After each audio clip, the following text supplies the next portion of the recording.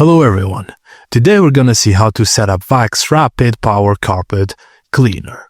Firstly, attach the handle. Line up the handle with the base and push down firmly. Use the provided screws to screw the handle using a screwdriver, clip, or any tools or accessories. Now, remove the cleaner water tank from the back top of the unit and screw the cap and fill with warm water up to the water line.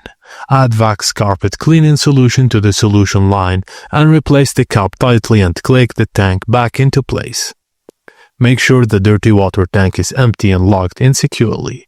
This tank collects the dirty water as you clean. Now plug the machine into a power outlet, choose your cleaning mode and press the trigger on the handle while pushing the cleaner forward through spray solution. Release the trigger and pull the machine backward to suction up the dirty water.